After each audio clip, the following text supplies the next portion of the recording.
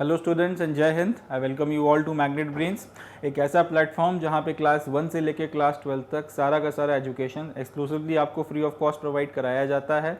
जहां पर ये कभी नहीं होता कि आपसे ये बोला जाए कि भाई 2 चैप्टर्स आपको फ्री ऑफ कॉस्ट मिलेंगे और उसके आगे अगर आपने पढ़ना है तो फिर आपको कोई मेंबरशिप लेना पड़ेगी, कोई सब्सक्रिप्शन लेना पड़ेगा और कोई फ़ी वगैरह पे करना पड़ेगी। ऐसा नहीं होता। मैग्नेट ब्रेन्स इंश्योर करता है कि आप लोगों तक क्वालिटी एजुकेशन क्लास 1 से लेकर क्लास 12 तक, NTSC के लिए, ओलंपियाड के लिए, CBSE के लिए, स्टेट बोर्ड्स के लिए, इंग्लिश मीडियम में, हिंदी मीडियम में एक्सक्लूसिवली आपके लिए सारा का सारा कंटेंट फ्री ऑफ कॉस्ट लाया जाए, ताकि किसी भी तरीके की परिस्थितियां हों आप लोगों तक क्वालिटी कंटेंट पहुंचे और आप लोगों की शिक्षा दीक्षा किसी भी तरीके से ना रुके। बढ़िया आप ज्ञान हासिल करते जाएं, ना सिर्फ एग्ज़ाम्स में अच्छा परफॉर्म करें, करियर्स में अच्छा परफॉर्म करें, बेहतर नागरिक बने और देश की तरक्की के प्रति आप लोग कंट्रीब्यूट कर सकें। तो इसी बात को ध्यान में रखते हुए, जैसा कि आप लोग जानते हैं आपके टर्म 2 के एग्जामिनेशंस करीब हैं, तो मैग्नेट ब्रेन्स आप लोगों के लिए टेस्ट सीरीज़ लेकर आया है क्लास 4 से लेकर क्लास 12 तक की। इसी टेस्ट सीरीज़ के कंटिन्यूशन में हम लोग मैं आप लोगों के सामने आज का जो सेशन है ये लेकर हाजिर हूँ। इसके पहले वाले सेशंस में हम लोगों ने हमारा जो टर्म 2 का सिलेबस है उसकी जो 3 यूनिट्स आने वाली हैं, कोलोनिज्म एंड कंट्री साइड, वो देख लिया। उसके बाद में फिर हम लोगों ने रेबल्स एंड द राज देख लिया and Kings and chronicles. In 3 units वगैरह में से जिस जिस तरीके के क्वेश्चंस बन सकते हैं वो सारे के सारे हम लोगों ने सॉल्व करके देखे हैं। टेस्ट पेपर्स वगैरह भी आप लोगों को मिल गए थे और उसी के ऊपर जो है हम लोगों ने फिर जो आंसर्स वगैरह हैं कैसे बनाए जा सकते हैं, क्या करना चाहिए क्या नहीं करना चाहिए, क्या डूज हैं क्या डोंट्स हैं, वो सारी चीज़ें हम लोगों ने डिस्कस कर ली थी। उसी को आगे बढ़ाते हुए जो हमारे सिलेबस का 4th यूनिट है, Mahatma Gandhi and the national movement, इसमें से आप किस तरीके के क्वेश्चंस पूछे जा सकते हैं उसके बारे में हम लोगों ने बातचीत करनी है। टेस्ट पेपर आप लोगों को मिल गया होगा। वो बच्चे जिन्होंने टेस्ट पेपर अभी तक डाउनलोड नहीं किया है वो लोग उसका टेस्ट पेपर को मैग्नेट ब्रेन्स की वेबसाइट से, यूट्यूब चैनल में आपका जो कम्युनिटी वाला कॉलम है वहाँ से डाउनलोड कर सकते हैं एंड उसी के ऊपर आज हम लोग अपने बातचीत करेंगे। तो आज का जो सेशन हमारा रहने वाला है इसमें हम लोग Mahatma Gandhi and the national movement, इसमें भी जो शॉर्ट आंसर टाइप क्वेश्चंस बन सकते हैं वो डिस्कशन करने वाले हैं। शॉर्ट आंसर्स किस तरीके से इसमें बनाए जा सकते हैं वो सारी बातचीत हम लोग करेंगे। तो क्योंकि शॉर्ट आंसर्स आपके सबसे ज़्यादा जो हैं वो आने वाले हैं तो इसके ऊपर हम लोगों ने एम्फेसिस भी अच्छा खासा दिया है। डिटेल में हम लोग शॉर्ट आंसर जिस जिस तरीके के बन सकते हैं सारे हम लोग यहाँ पर कर देखने वाले हैं। चलें, तो पहला क्वेश्चन जो है वो ये है, The initiative in Champaran, Ahmedabad and Kheda marked Gandhi ji out as a nationalist with a deep sympathy for the poor. Substantiate the statement.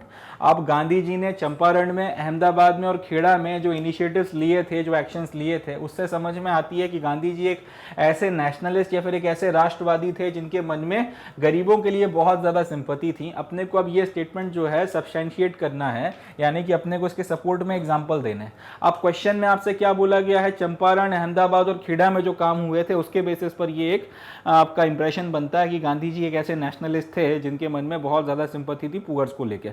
तो अब जब एग्जाम्पल्स आप लोग दे रहे हैं तब आपको चंपारण, अहमदाबाद और खेड़ा के बारे में ही बातचीत करनी है। अब ये नहीं होगा कि आप 1946 में पहुंच जाओ या 1942 के भारत छोड़ो आंदोलन की बात करने लगो। अगर उन्होंने अकॉर्डिंगली आपको तीनों जो है जगहों के नाम और उनके फिर जो रिलेटेड आपके मूवमेंट्स की बात की है तो फिर आपको इनको ध्यान में रखकर ही जो है अपना जवाब आप लोगों को देना है। तो आप शुरुआत ऐसे कर सकते हैं, ये जो लाइन इन्होंने लिखी है इसी को आप 10 का 10 कॉपी कर सकते हैं। The initiatives in Champaran, Ahmedabad and Kheda marked Gandhi ji out as a nationalist with deep sympathy for poor in the following ways. इस तरह से आप जो है अपना स्टेटमेंट लिखकर शुरू कर सकते हैं। पहला चंपारण की बात की गई तो चंपारण सबसे पहले हुआ था। सीक्वेंशियल ऑर्डर में आप इसका जवाब दीजिएगा, इंपॉर्टेंट है, याद रखिएगा। पहले चंपारण, फिर अहमदाबाद और उसके बाद खेड़ा। तो सीक्वेंस अपने को यही रखना है, सीक्वेंस नहीं बिगाड़ना है, क्योंकि वो टाइम फिर सामने वाले के मन में ये इंप्रेशन जाएगा कि आपको क्रोनोलॉजी जो है वो पता नहीं है। तो पहले चंपारण हुआ था तो चंपारण की बात आप करोगे। इन 1917 महात्मा गांधी जो थे उन्होंने यहाँ पर चंपारण में जाकर जो है आपके जो प्लांटेशन वगैरह के ओनर्स थे और फार्मर्स वगैरह के बीच में जो विवाद चल रहा था उसको सॉल्व करवाया और प्लांटेशन ओनर्स जो एक्सप्लॉइटेशन कर रहे थे किसानों का उसको रुकवाया। और यहाँ पर जो इंडिगो प्लांटर्स थे उनको जो है आपका यहाँ पे मुक्ति दिलवा दी थी। इंडिगो प्लांटर्स वगैरह जो थे इनको यहाँ पर आपने फ्री करवा दिया था। आपके जो पूरा का पूरा मूवमेंट वगैरह खड़ा हुआ है इंडिगो प्लांटेशन वगैरह का, जिसमें किसानों का काफ़ी ज़्यादा आप शोषण हो रहा था, उस चीज़ को जो है आपने यहाँ पे करवा दिया था। तो एक तो ये हो गया, उसके बाद में इस तरीके से आपने इसका जवाब दे दिया। फिर आप अहमदाबाद की बात करेंगे तो इन्होंने यहाँ पर लेबर डिस्प्यूट में जो है इंटरवीन किया था और यहाँ पर इन्होंने बेटर कंडीशंस और ज़्यादा बेटर वेज वगैरह जो है टेक्सटाइल मिल वर्कर्स वगैरह को वो दिलवा दी थी। तीसरा, इसी साल में आप इन्होंने जो है खेड़ा में जो पीजेंट मूवमेंट वगैरह हुआ था क्रॉप फेलियर के बाद में, जब टैक्स वगैरह में आप रिबेट मांग रहे थे, तो उसमें भी जो है इन्होंने अपना स्पिरिचुअल लीडरशिप वगैरह दी थी और इनके ऑर्डर्स पे जो सरदार पटेल और बाकी लोग जो थे इन्होंने पूरे किसानों को लीड किया और अल्टीमेटली किसान आपके जो सरकार थी उसको झुका दिया। इस तरीके से आप दो दो तीन तीन लाइन में इसका जवाब जो है लिख कर दे सकते हैं और लास्ट में कंक्लूड कर सकते हैं कि इन सारे मूवमेंट्स वगैरह की मदद से ये बात जो है क्लियर हो जाती है कि एक बहुत पॉपुलर नेशनल लीडर थे और इनके मन में गरीबों के प्रति सिंपैथी थी। क्यों? क्योंकि सारे के सारे मूवमेंट्स में आपको ये बात निकल कर आ रही है कि हर एक जगह पे ये अपने जो गरीब किसान हैं या फिर जो आपके शोषित वर्ग के मजदूर हैं या फिर इस तरीके के लोग हैं जिनके साथ में शोषण हो रहा है या फिर जिनके साथ में या तो अथॉरिटीज या फिर जो समाज के मजबूत तबके के लोग हैं जो अन्याय कर रहे हैं या उनके खिलाफ खड़े होते हैं। तो इस तरीके से जो है आप 8 से 10 लाइनों में जो है इस पर्टिकुलर सवाल का जवाब दे सकते हैं। याद रखिएगा, अपने को यहाँ पे इन तीनों मूवमेंट्स को डिटेल में डिस्क्राइब नहीं करना है, अपने को ये करना है इसके बारे में दो दो तीन तीन लाइनें लिखनी है। दो दो तीन तीन लाइनें क्यों लिखनी है? क्योंकि ये 3 नंबर का सवाल है, शॉर्ट में पूछा गया है। लॉन्ग में पूछा जाता तो डिटेल में भी बातचीत करते मगर वो 6 नंबर का सवाल बन जाता, उसके बारे में बाद में बात करेंगे। शॉर्ट में पूछा गया है तो इससे ज्यादा इसमें और कुछ लिखने की जरूरत नहीं है, that will be more than enough. चलें अगला क्वेश्चन देखते हैं। What actions took place during the non-cooperation movement? Non-cooperation movement के वक्त में क्या क्या एक्शंस लिए गए थे? पहला, इसी का दूसरा घुमा के अगर पूछा जाए तो ऐसे पूछा जा सकता है, how was non corporation form of protest, यानी कि non corporation form of protest में किस तरीके का प्रोटेस्ट किया गया था। इसी को और घुमा के पूछा जा सकता है, how did different sections of Indian society react to the non corporation movement. भारतीय समाज के अलग अलग तबकों ने नॉन कॉर्पोरेशन मूवमेंट को लेकर किस तरीके से जो है अलग अलग रिएक्शंस दिए थे। तो तीनों तरीके से बेसिकली एक ही सवाल को जो है घुमा के पूछा जा सकता है कि नॉन कॉर्पोरेशन मूवमेंट जो है वो क्या था, कैसे हुआ था, उसमें क्या हुआ क्या नहीं हुआ, तो हमको उसका जवाब जो है लिखना है। तो इसका जवाब आप इस तरह से दे सकते हैं कि नॉन कॉर्पोरेशन मूवमेंट के वक्त में जो एक्शंस वगैरह लिए गए थे प्रोटेस्ट वगैरह के फॉर्म में वो क्या क्या थे, तो और उनका जो है फिर आप इस तरीके से पॉइंट वाइज जवाब दे सकते हैं कि स्टूडेंट जो है भाई उन्होंने स्कूल्स और कॉलेजेस जो सरकार के द्वारा चलाए जा रहे थे उनका बॉयकॉट कर दिया।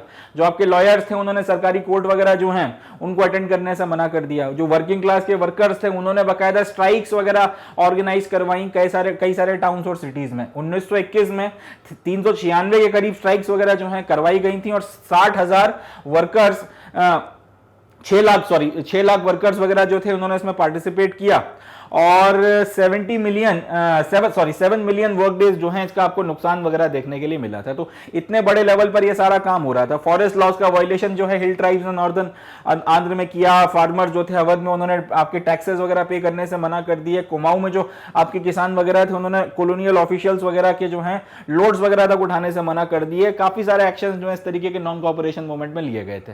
अल्टीमेट ऑब्जेक्टिव क्या था नॉन कॉर्पोरेशन मूवमेंट का कि ना आपको मारेंगे, ना आपको गाली बकेंगे, ना आपके खिलाफ हिंसा करेंगे, बस इतना है कि जो आप हमसे करवाना चाहते हो, जो हमें लगता है कि गलत है, हम वो काम नहीं करने वाले। वो काम करने से हम साफ साफ मना कर रहे हैं, चाहे जान से मार दो चाहे कुछ कर दो। ये जो है आपका नॉन कॉर्पोरेशन मूवमेंट था जिसको हिंदी में हम लोग असहयोग आंदोलन भी बोलते हैं। तो इस बात का आपने को ध्यान रखना है। चलें इस तरीके से इसका जवाब जो है आप दे सकते हैं। अगला क्वेश्चन देखते हैं। How did Mahatma Gandhi seek to identify with the common people.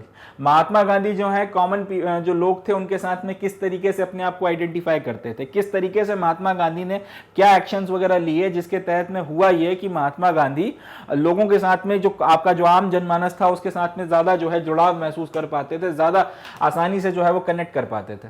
तो इसका जवाब जो है हम लोग फिर से हमको पॉइंट्स में देना है और वही सारे पॉइंट्स हमको लिखने हैं कि खद्दर का कपड़ा पहना करते थे, जिस तरीके के लोगों को रिप्रेजेंट कर रहे हैं उसी तरीके की जिंदगी जिया करते थे। एकदम गरीबी और आपका जो मित व्ययता होती है, जो एकदम आपका मिनियल तरीके से रहना होता है, जिस तरह से आपका आम जनमानस या फिर आपका जो समाज का गरीब से गरीब व्यक्ति रह रहा है उस तरीके से रहा करते थे। तो इन सारी चीजों के कारण या फिर इन सारे फैक्टर्स वगैरह के कारण वो जो है कॉमन पीपल्स के साथ में ज्यादा अच्छे से आइडेंटिफाई कर पाते थे। वही सारे पॉइंट्स हमने यहाँ पे लिखे हुए हैं। अब कैसे इस पूरे नॉलेज को अरेंज करना है वो हम देखेंगे। सवाल है how did Mahatma Gandhi seek to identify with the common people, तो हम लोग लिखेंगे Mahatma Gandhi identified with the people in the following manners, या Mahatma Gandhi did following to identify himself with the common people of India. और उसके बाद में पहला, he did not behave like professional or an intellectual, he rather mixed with thousands of peasants, workers and artisans। यानी कि ये ऐसा नहीं होता था कि दूर से उनको एक डिस्टेंस पे रखकर जो है उनकी बात करते थे, वो उन्हीं के बीच में जाके मिक्सअप हो जाते थे। दूसरा, ये उन्हीं के जैसे कपड़े पहनते थे जिनको वो रिप्रेजेंट कर रहे हैं। आपके जो दूसरे लीडर हैं वो सूट पहन रहे हैं, कोई टाई डाल रहा है, कोई अचकन पहन रहा है, कोई कुछ कर रहा है, मगर यहाँ पे महात्मा गांधी ने क्या बोला कि जिन लोगों को रिप्रेजेंट करता हूं, अगर उनकी ये स्थिति है कि उनके पास में अपना पूरा तन ढकने को कपड़े नहीं है, तो मैं भी अब उतने ही कपड़े पहनूंगा जितना आपका मेरा जो गरीब से गरीब व्यक्ति पहन रहा है। नतीजा ये निकला कि सिर्फ एक छोटी सी धोती पहना करते थे और बाकी पूरा जो है नंग धड़ंग रहते थे, पूरा आपका जो शरीर है वो खुला छोड़ रखा था। सर्दियों में खद्दर का आपका शॉल ओढ़ लिया करते थे, लाठी पकड़ के चलते थे और आपका पैरों में चप्पल या खड़ाऊ पहनते थे और एक चश्मा लगाते थे। अब आदमी अगर इस तरीके के कपड़े पहन रहा है सिर्फ इसलिए क्योंकि मैं जिन लोगों को रिप्रेजेंट कर रहा हूं उनकी गरीब से गरीब व्यक्ति की हालत ही है, तमिलनाडु वगैरह में थे शायद, तो वहां पर इस तरीके की स्थिति देखी थी और उसके बाद से प्रतिज्ञा ली थी कि जब तक इन लोगों का मतलब रिप्रेजेंटेशन कर रहा हूं या फिर अगर इनकी स्थिति जब तक ऐसी है तब तक मैं भी जो है वस्त्र का त्याग करता हूं और पूरी जिंदगी फिर उसी तरीके से रहे। तो ये जो चीजें हैं ये बताती हैं इनके बारे में कि ये आदमी जो था वो अलग ही था, all together he was a different man. इसके अलावा जो चरखा है वो चलाया करते थे और दूसरे जो आपके नेशनलिस्ट लीडर हैं उनको भी जो है ये चलाने को बोलते थे। चरखा चलाने से ये था कि आपका जो आत्मशक्ति है ये बढ़ती है, आपको समझ में आता है कि श्रम की क्या कीमत है, इस तरीके का इनका एक लॉजिक हुआ करता था। ट्रेडिशनल कास्ट सिस्टम में बिलीव नहीं किया करते थे और सबसे बड़ी बात जो इनको लोगों के साथ जोड़ती थी, जो मासेस की लैंग्वेज थी उसमें बात किया करते थे। और उस वक्त होता यह था कि आपके जो नेशनलिस्ट लीडर्स वगैरह हुआ करते थे वो बड़े लच्छेदार तरीके से जो है एसेंट के साथ में इंग्लिश बोला करते थे। मासेस को समझ में ही नहीं आता था कि क्या बातें हो रही हैं क्या नहीं हो रहा है। तो गांधी जी ने यहाँ पे ये किया है कि जो भाषा लोगों को समझ में आती थी उस भाषा में जो है लोगों के साथ में बात करने लगे, इस भाषा में जो है लोगों को जवाब देने लगे, उस भाषा में जो है लोगों को समझाने लगे। नतीजा ये निकला कि लोग इनके साथ में ज्यादा अच्छे से जो है कनेक्ट कर पाए, ज्यादा अच्छे से लोग इनके साथ जुड़ पाए और गांधी जी ने लिटरली अपने आप को पीपल लीडर के तौर पर, जनता का जो नायक होता है उसके तौर पर जो है स्थापित किया। चलें अगला क्वेश्चन देखते हैं। अब इसमें अपने को पूछा गया है what were the consequences of non cooperation movement. अब हमको ये बताना है कि जो नॉन कॉपरेशन मूवमेंट है इसके नतीजे क्या निकले। सवाल को जरा ध्यान से पढ़िएगा। इसमें अपने को ये नहीं पूछा कि नॉन कॉपरेशन मूवमेंट में हम लोगों ने क्या किया और क्या नहीं किया, मगर नॉन कॉपरेशन मूवमेंट करने का नतीजा क्या निकल कर आया, नॉन कॉपरेशन मूवमेंट के आउटकम्स या आउटपुट क्या थे, उसके कंसिक्वेंसेस, उसके नतीजे या उसके रिजल्ट पे बात की गई है। तो सबसे पहला जो कंसिक्वेंस आप लिख सकते हो वो तो यही है कि अंग्रेज 1857 की रिवोल्ट के बाद में पहली बार ऐसा हुआ था कि इनकी जड़ें जो हैं वो हिल गई थी, इनके फाउंडेशंस वगैरह जो हैं for the first time since 1857 वो शेकअप हो गए थे। दूसरा आप ये लिख सकते हैं कि ये मोमेंट जो है एकदम से एब्रप्टली जो है खत्म हुआ था चौरा चौरी इंसिडेंट के कारण, जिसमें फरवरी 1922 में आपके चौरा चौरी करके एक जो जिला, एक गांव पड़ता है, आज का जो उत्तर प्रदेश का इलाका है वहाँ पर गोरखपुर का पोर्शन है, वहाँ पे एक छोटा सा गांव है। तो वहाँ पुलिस का जो चौकी है उसमें आग लगा दी थी गांव वालों ने और उसमें फिर 22 पुलिस वाले मारे गए, उसके चक्कर में खत्म हो गया। तो इसमें काफ़ी ज़्यादा जो नुकसान हुआ और एकदम वायलेंस का माहौल बन गया। गांधी जी ने फिर इस चक्कर में मोमेंट को कॉल ऑफ कर दिया क्योंकि एक तो फिर हिंसा होने के चांसेस बहुत थे, दूसरा ये कि अगर हिंसा होती तो सरकार को फिर बहुत ज़बरदस्त क्रैकडाउन करने का एक ऑप्शन मिल जाता, एक बहाना मिल जाता और उसके बाद में जो आपके आंदोलनकारी थे उनके साथ में बहुत सी अमानवीय घटनाएं जो हैं घट सकती थी। इन सारी बातों को ध्यान में रखकर गांधी जी ने मोमेंट को जो है कॉल ऑफ कर दिया। नतीजा ये निकला कि गांधी जी शामिल करके, including Gandhi ji, thousands of Indians जो है उनको जेल में डाला गया। गांधी जी के ऊपर बकायदा सेडिशन का चार्ज लगाया गया, मुकदमा चला गया और इनको 6 साल की जो सजा है वो दी गई। इस तरीके से ये जो मूवमेंट है इसके ये नतीजे निकले। एक तो अंग्रेज हिल गए, दूसरा इसका जो एब्रप्ट आपका जो कॉल ऑफ हुआ था इसके नतीजे में ये सारी चीजें आपको देखने को मिलती हैं। चलें अगला क्वेश्चन देखते हैं। why was the चरखा chosen as a symbol of nationalism? आखिर चरखा जो था इसको नेशनलिज्म के सिंबल के तौर पर क्यों चूज किया गया था? चरखे में ऐसी क्या खास बात थी कि इसको राष्ट्रवाद का एक प्रतीक चिन्ह माना गया? अब हमको ये बताना है। तो चरखा जो है इसको नेशनलिज्म के सिंबल के तौर पर इसलिए चूज किया गया है क्योंकि एक तो ये मैनुअल लेबर को सिंबलाइज करता है, यानी कि आपको उसको हाथ से चलाना पड़ेगा और उसके बाद ही आप उससे कुछ खद्दर या कपड़ा वगैरह बना सकते हो। तो ये एक बात बताता है कि इंसान को जो है श्रम करना जो है उस पर श्रम करना चाहिए, श्रम करने की का जो आपका पूरा का पूरा है उसके ऊपर एम्फेसिस करता है। और हिंदुस्तान में आपकी 90% साधारण जनता वही कर रही है, हाथ पैर मार रही है अपना डे टू डे एक्टिविटीज वगैरह को चलाने के लिए, अपने आप को सस्टेन करने के लिए। इसलिए एक अच्छा इंडिकेशन था, एक अच्छा सिंबल था जिससे लोग अपने आप को जोड़ सकते थे। इसके अलावा क्योंकि ये लेबर के सिंबल को जो है या लेबर को सिंबलाइज करता है, और गांधी जी ये मानते थे कि लेबर जो है उसकी डिग्निटी होनी चाहिए, आपको आपका जो श्रम है उसकी इज्जत करना आनी चाहिए। तो कहीं ना कहीं ये कि आपका जो लेबर है उसको डिग्निटी देने के साथ में भी जो है जुड़ा हुआ था। इसके अलावा गांधी जी मशीन्स वगैरह को अपोज करते थे क्योंकि ये जो है इंसानों को इंस्लेव कर रही थी। अब इंस्लेव करने का मतलब वो नहीं कि लिटरली गुलाम बना रही थी, मगर ये कि इंसानों को आपका आलस्य की तरफ लेकर जाती थी। जो काम इंसान अपने हाथ पैर से करता था अगर वही मशीन से करेगा तो आलसी हो जाएगा। उस सेंस में जो है ये मानते थे कि मशीनें जो है आपका इंसानों को इंस्लेव करती हैं। इसके अलावा ये मैनुअल लेबर को डिग्निफाई कर रहे थे और मैनुअल लेबर करने वालों को डिग्निफाई करना चाहते थे, इसलिए भी इसको अडॉप्ट किया गया है। प्लस लोग अगर इसको चलाएंगे तो इससे इनके अंदर एक सेल्फ रिलायंस आएगा, प्लस गरीब इलाकों में ये जो है एक इनकम के सोर्स के तौर पर भी जो है लोगों को थोड़ा एक अल्टरनेटिव वगैरह देगा। और सबसे इंपॉर्टेंट बात, अगर आप चरखा वगैरह चलाओगे तो आपका कास्ट सिस्टम वगैरह जो है इनकी बाउंड्रीज को आप तोड़ोगे। जो लोग हैं, जो लोग चरखा नहीं चलाते, अपर कास्ट वगैरह के लोग, उनको भी समझ में आएगा कि मैनुअल लेबर में कितना वक्त और कितनी क्षमता जाती है। तो जिस काम को आप कम समझ के किसी को कमतर मान रहे हो, वो चीज़ कमतर नहीं है, वो कितना महान काम है और कितना श्रम और कितनी मेहनत वाला काम है, ये आप लोगों के दिमाग में उतरेगा। इन सारी बातों को ध्यान में रखते हुए चरखा जो है उसको एक सिंबल वगैरह माना गया, इसको एक सिंबल वगैरह बनाया गया। अगला, wherever Gandhiji went, rumors spread of his miraculous powers. Explain with examples. और how was Mahatma Gandhi perceived by the peasants? दो तरह से सवाल पूछा जा सकता है कि जहां पे भी गांधी जी गए वहां पर ये रूमर या फिर ये अफवाह फैली कि उनके पास में मिरेक्युलस पावर्स वगैरह हैं। इसको हमने को एग्जांपल्स वगैरह के साथ में एक्सप्लेन करना है। घुमा के यही सवाल पूछ लिया गया कि महात्मा गांधी जो हैं इनको किसान किस तरीके से परसीव करते थे। तो इसका जवाब अपन लोग अब कैसे देंगे? इसका जवाब इस तरीके से दिया जा सकता है कि गांधी जी के इससे रिलेटेड काफ़ी सारे र्यूमर्स वगैरह जो थे वो सर्कुलेशन में थे और जिसमें ये माना जाता था कि इनके पास में मिराकुलस पावर्स वगैरह हैं, और इसको लोग जो हैं इस तरीके से परसीव किया करते थे। कुछ जगहों पे लोग ये मानते थे कि इनको राजा के द्वारा भेजा गया है ताकि इनकी जो भी समस्याएं हैं उनको दूर किया जा सके और उनकी जो भी प्रॉब्लम्स हैं वो उनको सॉल्व कर सकें।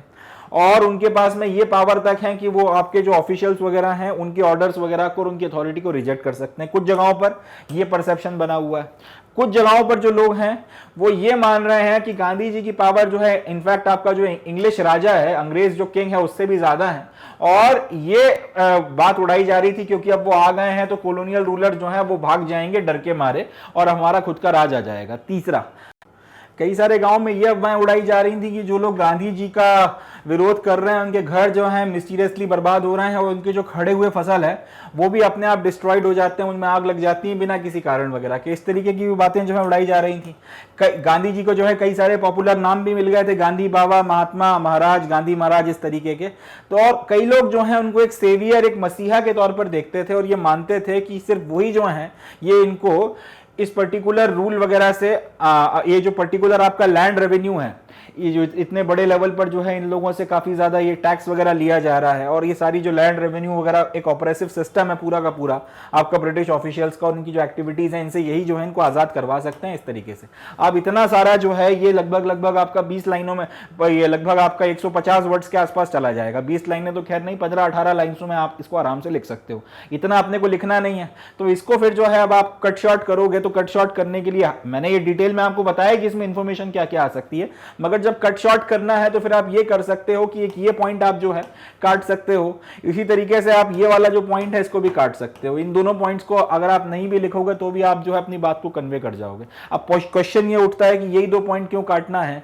आप इसके पहले वाला पॉइंट भी तो काट सकते थे या फिर आप इसके ये वाला पॉइंट भी काट सकते थे। तो फिर यहाँ पे वही बात आ जाएगी, अपने को मोस्ट इंपॉर्टेंट से लीस्ट इंपॉर्टेंट की तरफ में जाना है और उसके बाद में अपने दिमाग में होना चाहिए कि सबसे जरूरी इंफॉर्मेशन इसके बारे में क्या है। जो कम जरूरी या गैर जरूरी इंफॉर्मेशन है, जो वर्ड लिमिट्स वायलेट कर रही है, उसको आप हटा सकते हैं। तो ये पर्टिकुलर जो चीजें हैं इसके बिना भी आपका काम जो है चल जाएगा, इसके बिना भी इस क्वेश्चन को ज्यादा इफेक्टिवली जो है जवाब दिया जा सकता है। चले तो इस तरीके से, या फिर अगर आप चाहें तो ये वाले 2 पॉइंट्स भी जो है वो काट सकते हैं और इसको इस पर्टिकुलर वाले को जो है आप इंक्लूडेड रख सकते हैं। इस तरीके से आप कई जो है इसको शॉर्ट में जो है जवाब दे सकते हैं, वर्ड लिमिट्स वगैरह का वॉयलेशन करने से आप बच सकते हैं। इसको अपने को ध्यान रखना है। चलें अगला क्वेश्चन देख। नेक्स्ट क्वेश्चन में बोला गया है Gandhi ji was as much a social reformer as he was a politician. How Gandhi ji was a social reformer. इस क्वेश्चन में अपने से ये पूछा गया है कि गांधी जी एक राजनेता तो थे ही थे, एक राजनीतिज्ञ थे, राजनीति में लगे हुए थे, पॉलिटिशियन तो थे, मगर साथ ही साथ वो एक समाज सेवक भी थे, समाज सुधारक भी थे। तो वो एक सोशल रिफॉर्मर भी थे उतने ही ज़्यादा जितने ज़्यादा वो पॉलिटिशियन थे या लीडर थे। अब अपने को ये बताना है कि गांधी जी आखिर सोशल रिफॉर्मर किस तरीके से थे, या फिर उन्होंने सोशल रिफॉर्म के लिए किस तरीके के काम किए, क्या एक्टिविटीज़ करी, उसका अपने को लेखा जोखा देना है। तो इसका जवाब आप ऐसे दे सकते हैं, the believes of Gandhi ji that identified him as social reformers were, या फिर following points prove that Gandhi ji was as much as a social reformer as he was a politicians. और उसके बाद में आप अपना जवाब जो है लिखना शुरू कर सकते हैं। पहला कि ये मानते थे कि ये बहुत ज़रूरी है कि हमको हमारा जो सोशल इविल्स हैं, चाइल्ड मैरिज हो गया, अनटचेबिलिटी हो गई, इन सब से हमको आज़ादी हासिल करनी होगी, इन सब से हमको निजात पाना होगा। अगर हम लोग ये चाहते हैं कि हम अपने आप को फ्रीडम का वर्थी बनाएं, अगर हम ये चाहते हैं कि हम लोग आज़ाद हो जाएं, अंग्रेज़ों का शासन चला जाए और हमारा अपना खुद का रूल आ जाए, उसके पहले जो सामाजिक कुरीतियाँ हैं उनसे आपको मुक्त होना पड़ेगा। कास्टिज्म, अनटचेबिलिटी, इन सबको आपको मिटाना होगा। इसके बाद में फिर आपको कास्टिज्म को इस तरीके से मिटाना होगा कि कास्टिज्म की जो आपकी विकृतियां आ गई हैं उनको जो है आपको खत्म करना पड़ेगा, अनटचेबिलिटी को खत्म करना पड़ेगा, चाइल्ड मैरिज को निपटाना पड़ेगा, ये सबको मिटाना पड़ेगा। तभी जो है आप जाके सही मायनों में आज़ादी के लिए जो है डिजर्विंग कैंडिडेट बनेंगे। सही मायनों में तभी आप जो है कह सकते हैं कि आप फ्रीडम के वर्ती हैं। पहला पॉइंट। इसके बाद में इनका मानना यह था कि जो अलग अलग रिलीजन्स रहते हैं, जो आपकी खासतौर पर 2 मेजर रिलीजन्स हैं इंडिया में, उनको एक दूसरे के प्रति टॉलरेंस जो है वो हासिल करना पड़ेगा। जो 2 आपकी मेजॉरिटी कम्युनिटीज हैं, लार्जेस्ट मेजॉरिटी और उसके बाद में जो सेकंड लार्जेस्ट मेजॉरिटी है, इनको आपके एक दूसरे के साथ में जो है सामंजस्य या फिर तालमेल बनाकर चलना पड़ेगा। एक दूसरे के रिलीजन के प्रति इनको टॉलरेंस लाना पड़ेगा। दूसरे शब्दों में ये हिंदू मुस्लिम यूनिटी जो है या उसकी हार्मनी जो है उसके प्रणेता थे, उसको बढ़ावा देना चाहते थे, उसकी तरफ उसके ऊपर ये एम्फेसिस करवाते थे। अगला, ये भी मानते थे कि एक व्यक्ति जो है हिंदुस्तानी, उसको सेल्फ रिलायंट होना चाहिए, उसको जो है अपनी सारी जरूरतें खुद पूरी करनी चाहिए, या कम से कम मैक्सिमम जरूरतें जो है खुद पूरी करनी चाहिए। इसके बाद में इनका स्ट्रेस इस बात के ऊपर भी था कि सामने वाला खादी पहने, जो लोग हैं आपके वो खादी पहने, ना कि जो मिल के बने हुए कपड़े हैं जो बाहर से इंपोर्ट होकर आ रहे हैं वो सारी चीजें पहने। इससे होगा ये कि जो आपका खद्दर या का काम करने वाले लोग हैं, जो कतिया चलाते हैं या फिर जो आपका जो आप चरखा वगैरह चला रहे हैं, इन लोगों की इनकम बढ़ेगी। इससे जो है चरखा वगैरह को और प्रोत्साहन मिलेगा, लोग और ज़्यादा जो है इसमें लगेंगे, तो लोगों की जो है परिस्थितियां ठीक होंगी, खासतौर पे ग्रामीण क्षेत्रों के लोगों की और ग्रामीण क्षेत्र की महिलाओं की जो है परिस्थितियां इससे काफ़ी ज़्यादा बदलेंगी। इन सब चीज़ों के कारण भी जो है हम लोग ये कह सकते हैं कि गांधी जी ना सिर्फ एक आपके पॉलिटिशियन थे, मगर साथ ही साथ वो एक बहुत अच्छे सोशल रिफॉर्मर भी थे। अगला question, what were the other protest along with salt march. अब इसमें अपने को यह बताना है कि जब गांधी जी का सॉल्ट मार्च चल रहा था, तो सॉल्ट मार्च या फिर जो आपका नमक सत्याग्रह हो रहा है और उसमें जो आपकी ये दांडी की तरफ में आपने यात्रा वगैरह करी थी, तो इसके साथ साथ या फिर इसके ये जब ये होती है पूरी, तो उसके साथ में और कौन कौन से जो है प्रोटेस्ट आपके शुरू हो जाते हैं। तो पहला जो प्रोटेस्ट इसके साथ में शुरू हो गया था वो ये था कि आपके किसानों ने देश के अलग अलग हिस्सों में जो फॉरेस्ट लॉज बनाए गए थे कॉलोनियल टाइम पीरियड के, कि आप इन इलाकों में जा सकते हैं, इन इलाकों में नहीं जा सकते, ये आपके लिए आपका प्रतिबंधित क्षेत्र है, इस तरीके के जो आपके फॉरेस्ट लॉज वगैरह थे उनका वायलेशन आपने शुरू कर दिया। दूसरा, जो फैक्ट्री वर्कर्स थे वो स्ट्राइक पर चले गए और इन लोगों ने जो है काम करने से मना कर दिया। लॉयर्स जो थे उन्होंने ब्रिटिश कोर्ट्स वगैरह को बॉयकॉट कर दिया, यहाँ पर आके अपना जिरह करने से मना कर दिया। स्टूडेंट्स जो थे उन्होंने गवर्नमेंट रन एजुकेशनल इंस्टीट्यूट्स में जाना बंद कर दिया। इसके अलावा गांधी जी ने बाकी लोगों से भी बोला कि आपके मन की जो गुस्सा है, आपकी जो शिकायतें हैं, आप उसको मैनिफेस्ट कर सकते हैं, बस आपको हिंसा नहीं करनी है, बाकी आप जिस भी तरीके से चाहें विरोध प्रदर्शन कर सकते हैं। तो ये सारा वो तरीका था जिसमें आपके जो दांडी मार्च वगैरह था, उसके साथ साथ जो दूसरे आपके जो उसी वक्त साइमल्टेनियसली या उसके बाद में जो विरोध प्रदर्शन किए गए, तो इन सारे मेथड्स वगैरह की मदद से किए गए थे। चले अगला क्वेश्चन देखते हैं। अब इस क्वेश्चन में हमसे बोला गया है, assess the significance of salt march in India freedom struggle. जो सॉल्ट मार्च किया था गांधी जी ने दांडी की तरफ में, उसका फ्रीडम स्ट्रगल के जो पूरे के पूरे मूवमेंट है उसमें क्या सिग्निफिकेंस था, एक तो ये बताना है। दूसरा, how did British government react to it. तो सिग्निफिकेंस की बात की जाए तो पहले हम लोगों को सिग्निफिकेंस लिखना है, उसके बाद में सरकार का जो है रिएक्शन। तो एक ही सवाल में 2 क्वेश्चन आपसे पूछे गए, 3 से 4 लाइनें आप इसको दे सकते हैं। 2-3 लाइनों में आप सरकार का जो है रिएक्शन बता सकते हैं। 3 से 4 लाइनों में आप सिग्निफिकेंस समझा दीजिए, 2-3 लाइनों में आप ये बता दीजिए क्या कहते हैं इसका सरकार का जो रिएक्शन वगैरह रहा है। तो इसको आप इस तरह से करेंगे कि भाई जो सॉल्ट मार्च का सिग्निफिकेंस था वो इसलिए था, या फिर ये जो है उसका सिग्निफिकेंस था वो कि सॉल्ट लॉज वगैरह जो हैं, जो नमक का कानून है या नमक से रिलेटेड जो कानून वगैरह थे, उसने अंग्रेज हुकूमत को एक तरीके की मोनोपोली जो है वो दे रखी थी on the manufacture and sale of salt. यानी कि कानून जो नमक कानून था ये अंग्रेज सरकार को एक तरीके की इजाजत देता था कि सिर्फ अंग्रेज सरकार या फिर अंग्रेज हुकूमत जो है वही नमक बना सकती है और वही जो है नमक को बेच सकती है। अब क्योंकि नमक एक ऐसी कमोडिटी है जिसके बिना हिंदुस्तान के कोई एक घर भी ऐसा नहीं होगा जिसमें खाना बनता हो, या नमक एक ऐसी कमोडिटी है जिसके बिना काम नहीं चलता लोगों का, उसी को बनाने से जो है आप लोगों को रोक रहे हो। अब ऐसा भी नहीं कि इसको बनाने में कोई रॉकेट साइंस लगती हो, आसानी से जो है जो कम से कम तटवर्तीय क्षेत्र के लोग हैं जिनको खारा पानी वगैरह जिनको एक्सेस है, तो वो तो आसानी से जो है इसको डोमेस्टिक यूज वगैरह के लिए बना सकते हैं।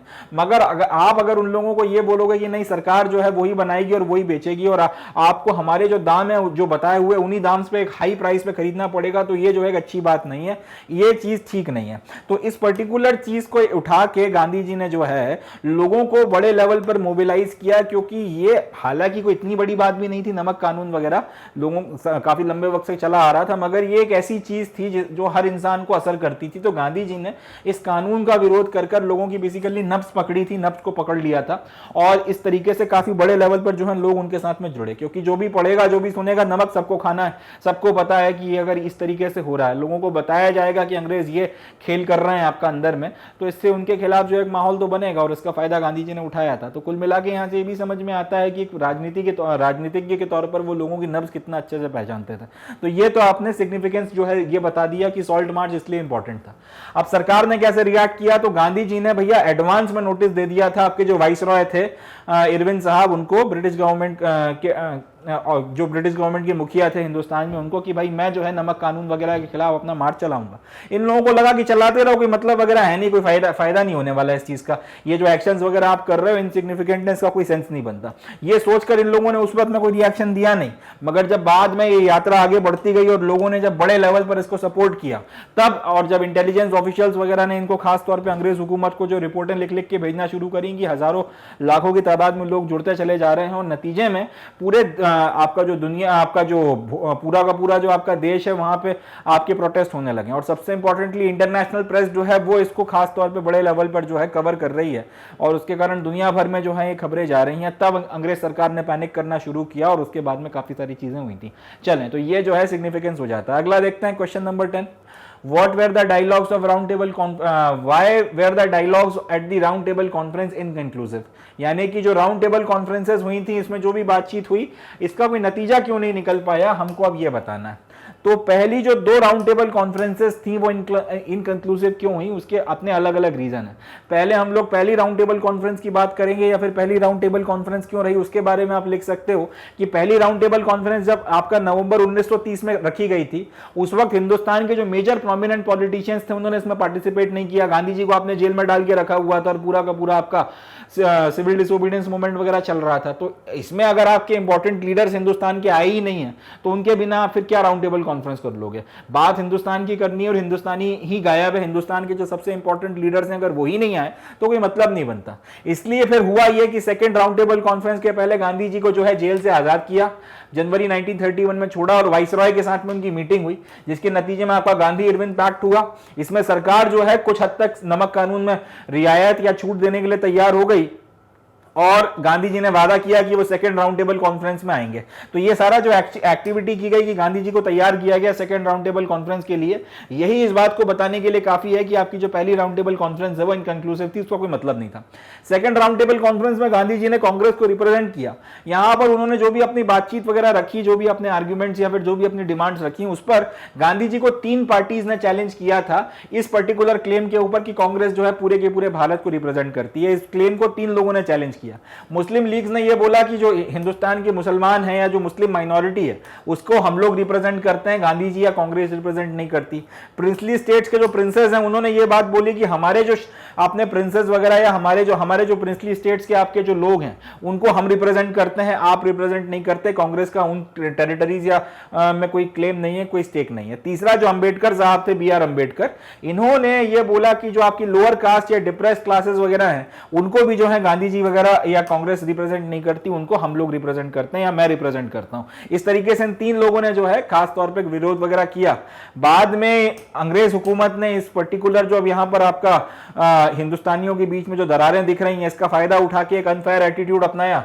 मुस्लिम लीग ने खास तौर पर एक बड़ा कह सकते हैं कि रिजिड सा स्टैंड ले लिया था और प्रिंसली स्टेट्स वगैरह ने जो है अपना एक रॉन्ग एटीट्यूड ले रखा था। भीमराव अंबेडकर वगैरह जो है ये अपनी बात पे अड़े हुए थे। नतीजा ये निकला कि अल्टीमेटली आपकी जो कॉन्फ्रेंस है ये फेल हो गई। इस तरीके से आपकी जो दोनों राउंड टेबल कॉन्फ्रेंसेस वगैरह हैं ये फेल हो गई, इनका कोई नतीजा नहीं निकला, ये अनकंक्लूसिव थी। आप इसका जवाब जो है इस तरह से लिख कर दे सकते हैं। अब यहां पर ये क्वेश्चन क्योंकि 3 नंबर में आएगा तो इतना सारी बातें लिखी नहीं जा सकती, तो यहां पर भी कुछ चीजें जो है आपको कट शॉर्ट करना पड़ेंगी, यहां पर भी जो है कुछ चीजें आपको काटना पड़ेंगी। तो यहां पर जो है आप ये वाली लाइन काट सकते हैं और लास्ट में सिर्फ ये लिख सकते हैं कि इन तीनों के विरोध वगैरह के कारण जो है आपका ये इनकंक्लूसिव हो गया था। ये आप लिख सकते हैं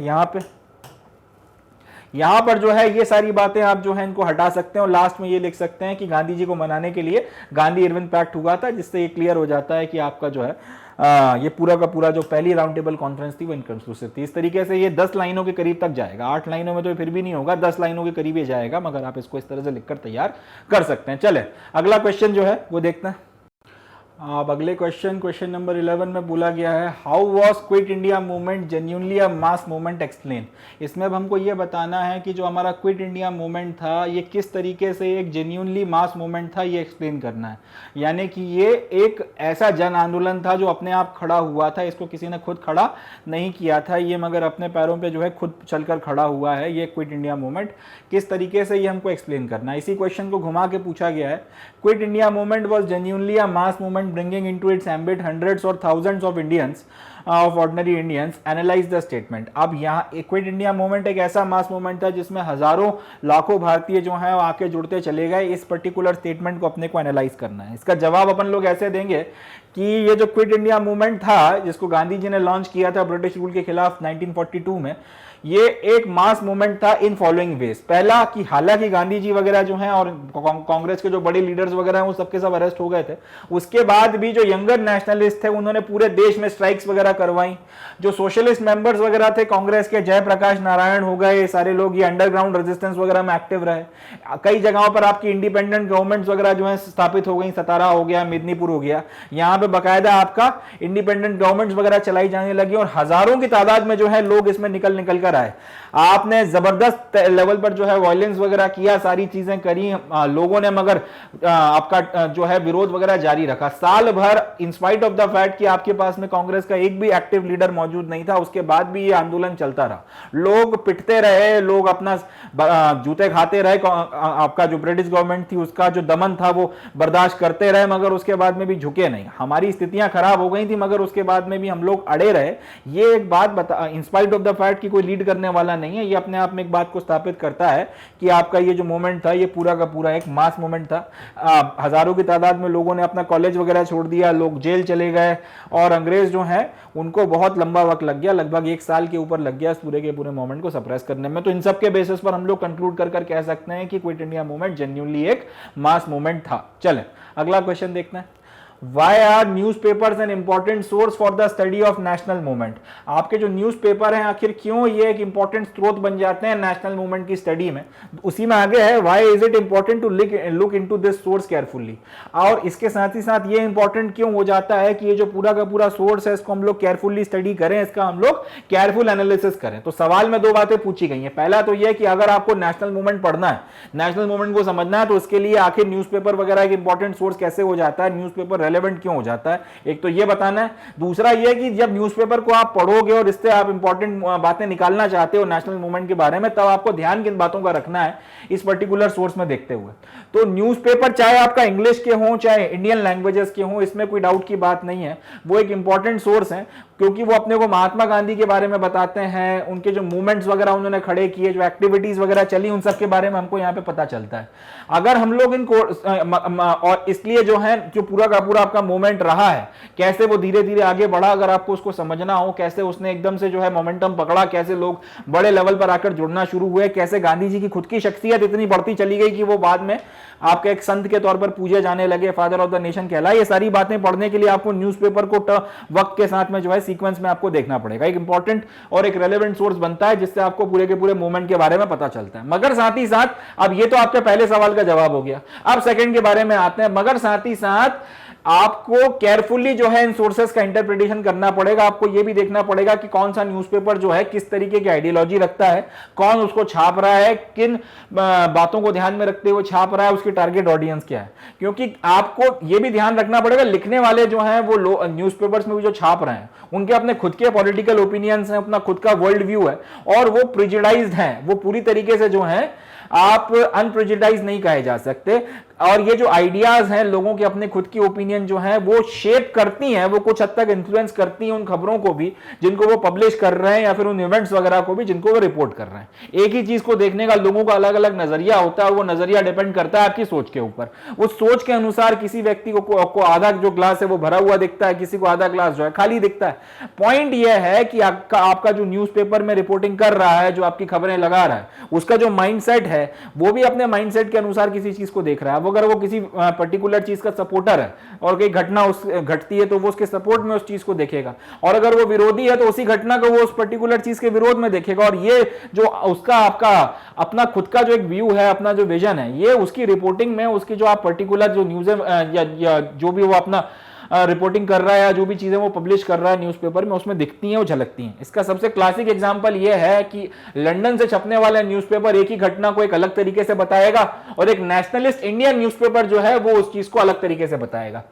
इनफैक्ट अपने आज की तारीख में कंटेम्प्रेरी भी कई सारे न्यूज चैनल्स हैं जो एक दूसरे के ऊपर ही आरोप लगाते रहते हैं कि हम नेशनलिस्ट हैं, ये एंटी नेशनल है, ऐसा वैसा। तो एक खबर को आप देखोगे एक सर्टेन तरीके के न्यूज चैनल में, या एक सर्टेन तरीके के न्यूज चैनल्स में उसी रिपोर्ट को अलग तरीके से जो है उनके पत्रकार या उनके जो आपके जो एंकर्स हैं वो बताते हैं, और एक तरीके तरफ देखोगे तो उसमें अलग तरीके से जो है उसी चीज को रिपोर्ट किया जा रहा है। तो नैरेटिव तो जो है बनाए जाते हैं, नैरेटिव सेटअप किए जाते हैं। यूट्यूब पे भी आप देखोगे तो कई सारे तरीके के आपके जो है जो चैनल्स वगैरह चलते हैं, जो न्यूज पोर्टल्स वगैरह चलते हैं। एक पर्टिकुलर न्यूज पोर्टल ऐसा रहेगा जो एक पर्टिकुलर खबर को एकदम ही अलग तरीके से दिखा रहा है, और एक जो रहेगा वो उसको एकदम ही अलग तरह से दिखा रहा है। तो सामने ये इस बात को मानना पड़ेगा, न्यूज चैनल्स वगैरह भी, समाचार वगैरह भी, पत्रकार भी कभी पूरी तरीके से निष्पक्ष नहीं रहे। हालांकि ये सबसे बड़ी एक आप कह सकते हैं पैराडॉक्स है कि एक पत्रकार को निष्पक्ष रहना चाहिए, मगर 100% न्यूट्रलिटी की उम्मीद नहीं की जा सकती, क्योंकि परफेक्ट कोई भी चीज नहीं होती है। सबसे क्लासिक एग्जांपल, आज के भी तारीख में ये चीज नहीं होती तो उस वक्त में भी नहीं होती थी।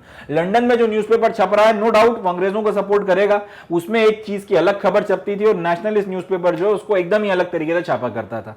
तो इसलिए हर एक जो बात आपके जो न्यूज़पेपर्स में लिखी गई है, चाहे आपके बाहर से छपने वाले न्यूज़पेपर हो, चाहे इंडियन नेशनलिस्ट न्यूज़पेपर हो, इनको लिटरली एक्सेप्ट नहीं किया जा सकता। आपको सारे सोर्सेस से पढ़कर अपना क्रिटिकल एनालिसिस वगैरह करना पड़ेगा, और इनका जो है आपको उसके बेसिस पर जो है आप उसको एनालिसिस वगैरह कर किसी निष्कर्ष पर पहुंच सकते हैं। उसके पहले जो है आप इसको नहीं कर सकते। कई बार आपको ऑफिशियल्स वगैरह की जो एंजाइटी है वो भी इसमें देखने के लिए मिलती है, जो मूवमेंट्स वगैरह को कंट्रोल नहीं कर पा रहे हैं, गलत सलत रिपोर्टिंग वगैरह करने में मजबूर कर रहे हैं रिपोर्टर्स वगैरह को। तो बहुत सी चीजें जो हैं पर्दे के पीछे चलती हैं। इसलिए जो आपका सवाल वगैरह ये निकल कर आया था, इतना डिटेल में समझाने की वजह भी यही है कि आप लोग अपने खुद के पॉइंट्स वगैरह बनाकर भी जो है इस सेकंड वाले का आंसर दे सकते हैं कि इन वजूहात के कारण हमको इसको केयरफुली देखना चाहिए। और ये पॉइंट भी लिख सकते हैं आज की तारीख में भी, खासतौर पर सोशल मीडिया आने के बाद से हमारे जो आज के पत्रकार वगैरह हैं, जिस तरीके से उनकी कलाई खुलकर सामने आई है, जिनको हीरोज की तरह प्रेजेंट किया जाता था, जब वो एकदम से अब जो समझ में आता है कि कई उनमें से जो है बहुत ज़्यादा बायस्ड हैं,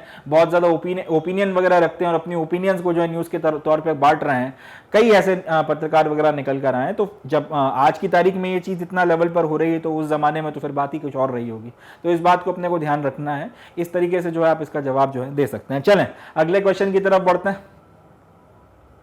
नेक्स्ट जो हमारा क्वेश्चन है अब इसमें है, what do private letters and autobiographies tell us about an individual.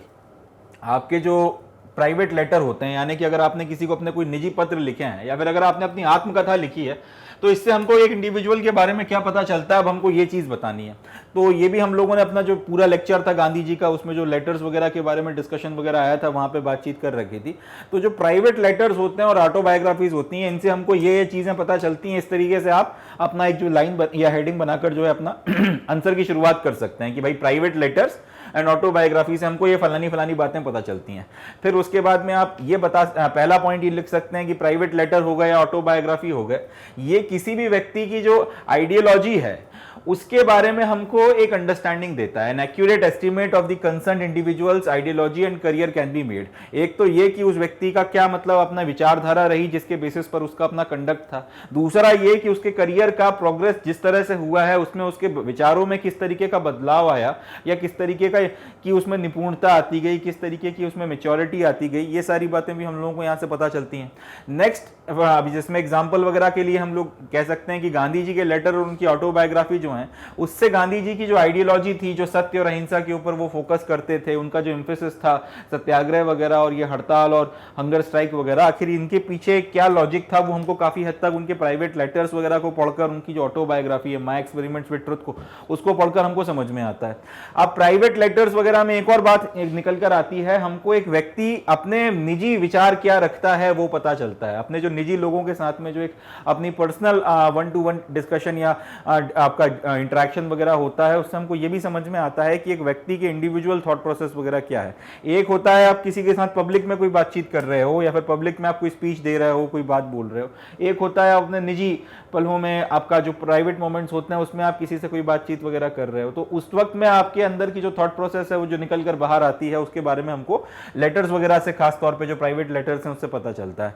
इसमें हमको कई बार समझ में आता है जो प्राइवेट लेटर्स हैं कि लोग जो हैं अपने एंगर को, अपने दर्द को, अपने डिस्मे को, अपने एंजाइटी को, अपने होप्स को, अपने फ्रस्ट्रेशंस को ज्यादा फ्रीली एक्सप्रेस कर सकते हैं, उस तरीके से एक्सप्रेस कर सकते हैं जिस तरीके से आप इन बातों को अपना पब्लिक में एक्सप्रेस नहीं कर सकते। कई बार किसी बात को लेकर आपके मन में बहुत गुस्सा है, कुंठा है, क्षोभ है, मगर आप इस पर्टिकुलर चीज को उस तरीके से एक्सप्रेस नहीं कर सकते जिस तरीके से आप इस पर्टिकुलर चीज को आप पब्लिक में उस तरीके से एक्सप्रेस नहीं कर सकते जिस तरीके से आप इसको अपना प्राइवेट लेटर्स में या प्राइवेट मोमेंट्स में लोगों के साथ में एक्सप्रेस कर सकते हो। गांधी जी जो थे, खास तौर पे उनका जो जर्नल हुआ करता था हरिजन, उसमें उनको जो भी लेटर्स वगैरह अलग अलग लोगों के द्वारा लिखे जाते थे, उनमें से कई सारे खास तौर पे नेशनल मूवमेंट से जुड़े हुए जो लीडर्स वगैरह थे, उनके जो लेटर्स वगैरह थे, इनको कई बार वो रेगुलरली पब्लिश वगैरह किया करते थे। तो ये जो पब्लिश लेटर्स हैं जो प्राइवेटली गांधी जी को लिखे गए थे, उससे हमको कई बार जो उनके साथ में जुड़े हुए लोग थे, जो उनके साथ में इंटरेक्शन वगैरह रखते थे, उनके बारे में पता चलता है। इसी तरह से नेहरू जी जो थे, उनको जो लेटर्स वगैरह लिखे गए, उन्होंने जो लेटर्स वगैरह लिखे, बाद में इन्होंने बैठकर इनका एक संकलन छापा था, इनका एक आपका एडिशन वगैरह जो है कलेक्शन का छापा था, जिसका नाम है a bunch of old letters. इससे काफी सारी बातें पता चलती हैं नेहरू जी के विचारों के बारे में, उनके व्यक्तित्व के बारे में, उनके साथ जो लोग जुड़े हुए थे उनके विचार और उनके व्यक्तित्व के बारे में। कई बार जो आपस में आपके जो मतभेद हो जाते हैं, जो वैचारिक मतभेद है, अब उसको लेके कितना ज्यादा फ्रीली डिबेट और डिस्कशन हो रही है, कितना ज्यादा आप खुले विचारों के साथ में या खुले मन के साथ में एक दूसरे के साथ में अपने जो अंतर विरोध हैं या एक डिसएग्रीमेंट्स वगैरह हैं उनको आप सुन रहे हो, तो यहां से भी काफी कुछ पता चल जाता है। किसी ऑटोबायोग्राफी की बात की जाए तो वो किसी भी इंसान का जो अपनी जिंदगी उसने जी है, उसका एक रिच डिटेल जो है उसको वो हमको देखने के लिए मिलती है। इसके अलावा ये क्योंकि एक रेट्रोस्पेक्टिव अकाउंट है, तो जनरली इसको आप अपनी मेमोरीज के बेसिस पे लिखते हैं। अब एक लंबी जिंदगी आपने जी है, तो आप 50-60 साल या 65 साल के होने के बाद ये सोचेंगे कि जब मैं 12-13 साल का था या 15 साल का था या 17 साल का था तो क्या कर रहा होता था या क्या करता था। आपको कुछ बातें याद आएंगी, कुछ नहीं आएंगी। तो बहुत सी चीजें जो हैं जो आपको ध्यान रह गई हैं आपकी स्मृति में, आप उनको तो लिख देंगे, मगर जो बातें अब आपको ध्यान नहीं है आप उनको नहीं लिख सकते। तो ऑटोबायोग्राफीज के साथ में ये इशू है कि इनको जो है इंसान अपनी मेमोरी, अपनी याददाश्त के बेसिस पर लिखता है, तो जो उसे याद है सिर्फ ये वही बातें लिखता है। कई बार ये भी होता है कि वो आपसे कई चीजें शेयर करता है, कई बार वो आपसे कई चीजें शेयर नहीं करता है। तो ऑटोबायोग्राफी में अगर कोई ऐसी चीज है, ऐसी कोई घटना है जिसका इंसान जो व्यक्ति अपना ऑटोबायोग्राफी लिख रहा है उसने जिक्र नहीं किया है, तो इसको या तो हम लोग लोग ये मानकर चलें कि वो भूल गया है, या फिर हमको उसका जो ये डिग्निफाइड साइलेंस है उसको ये मानकर चलना चाहिए कि वो इस पर्टिकुलर विषय के बारे में बात नहीं करना चाहता, एंड हमको इसकी इज्जत करना पड़ेगी, हमको रिस्पेक्ट करना पड़ेगी। कई बार इससे अपने को ये भी पता चलता है कि जो ऑथर है वो क्या क्या चीजें आपका कलेक्ट कर पा रहा है, रिकलेक्ट कर पा रहा है, या फिर वो किस तरीके से अपनी जिंदगी जो है वो चाहता है कि दूसरों के द्वारा देखी जाए। तो ये काफी सारी बातें जो है यहां से पता चलती हैं। अब ये सवाल अगर आपका 3 नंबर में आया है तो इतने सारे पॉइंट्स लिखने की जरूरत नहीं है। अब यहां ये तो खैर वो पूरा नॉलेज था जो आपके पास में होना चाहिए, लॉन्ग या शॉर्ट किसी भी तरीके का आंसर अगर आ जाए।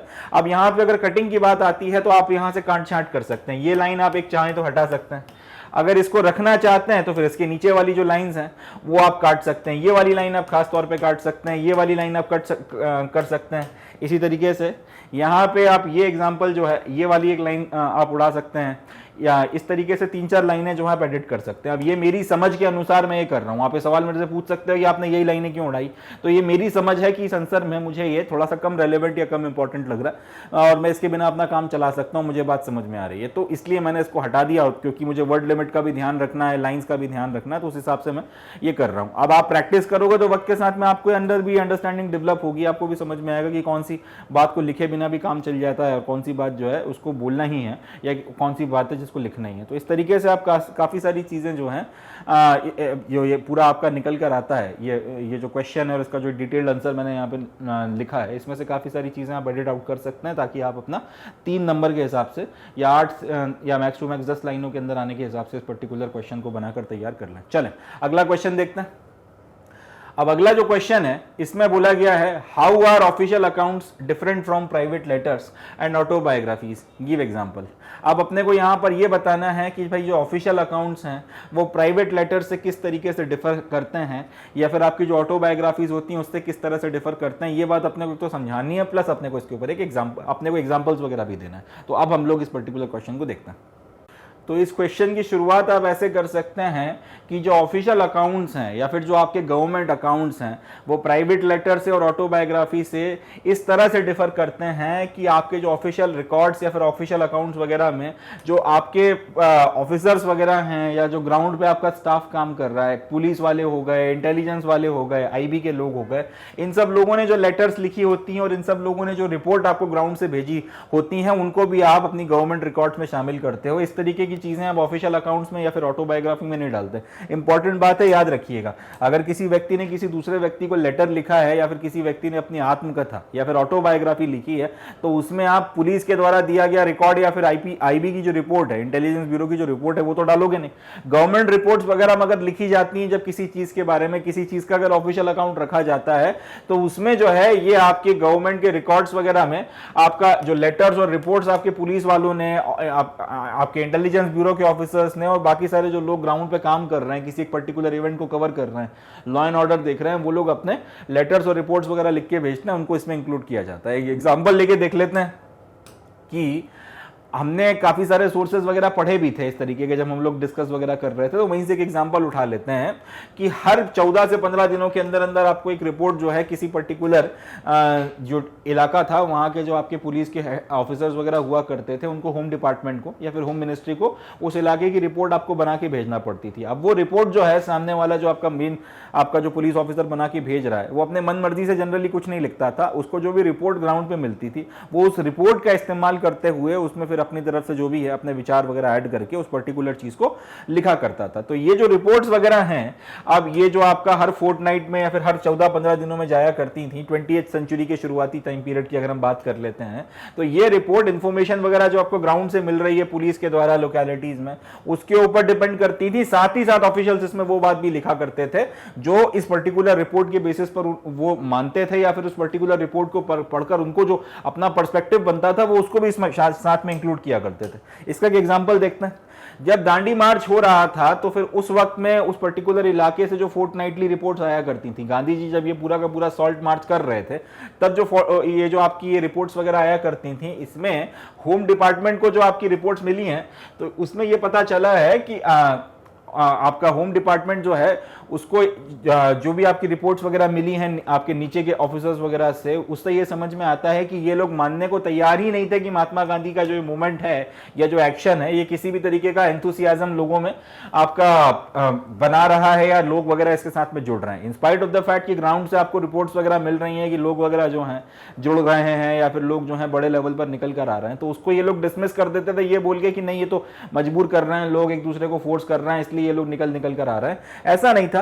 पॉइंट यह है कि आपका जो दांडी मार्च वगैरह हो रहा था इसमें लोग जुड़ते चले जा रहे हैं, रिपोर्टें बन बनकर आपके ग्राउंड लेवल से आ रही हैं, उसके ऊपर फिर आप अपने सीनियर ऑफिसर्स वगैरह को रिपोर्ट भेज रहे हैं, वो होम डिपार्टमेंट को रिपोर्ट लिख रहे हैं, मगर निकल कर क्या आ रहा है ये लोग मानने को तैयार नहीं है कि आपका जो ये पूरा का पूरा सॉल्ट सत्याग्रह है इसने वाकई में एक एंथुसियास्टिक रिस्पॉन्स वगैरह जो है लोगों के अंदर इन्फ्यूज किया है। कई लोग आपकी जो कई सारी रिपोर्ट्स हैं उसमें उसको ड्रामा बोल दिया है और ये बोल दिया है कि लोग तो आना ही नहीं चाहते गांधी जी, मगर कोशिश किए चले जा रहे हैं। अनविलिंग लोग जो लोग हैं जो अनविलिंग हैं ब्रिटिश रूल के खिलाफ रिवोल्ट करने में या खड़े होने में, या रिवोल्ट तो खैर गलत वर्ड हो जाएगा, ब्रिटिश रूल के खिलाफ किसी तरीके का एजिटेशन करने में, उन अनविलिंग लोगों को जो है गांधी जी अपना मोबिलाइज करने में लगे हुए हैं। तो इंस्पाइट ऑफ द फैक्ट कि ग्राउंड रिपोर्ट कुछ और कह रही है मगर सामने वाले ने अपनी मनमर्जी में जो भी विचार हैं उनको मिलाकर भी जो है इसमें शामिल किया है।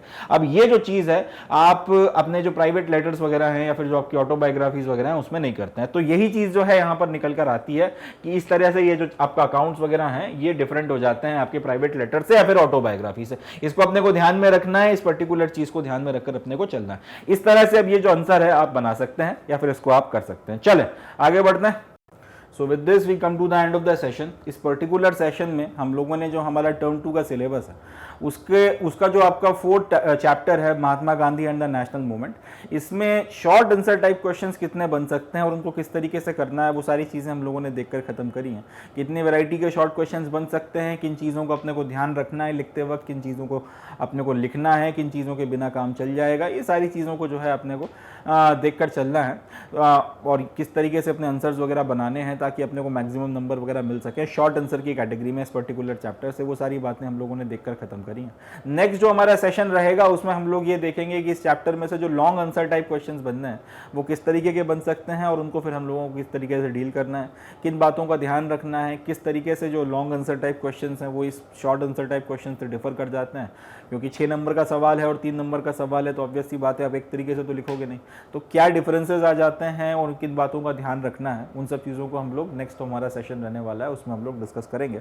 समाप्त करने से पहले, खत्म करने से पहले मैं आप लोगों को बताना चाहूँगा कि आप लोग मैग्नेट ब्रेन्स की हमारी वेबसाइट से पे ज़रूर जाएं। वहाँ पर आपको क्लास 1 से लेकर क्लास 12 तक सारा education exclusively free of cost provide कराया जाता है।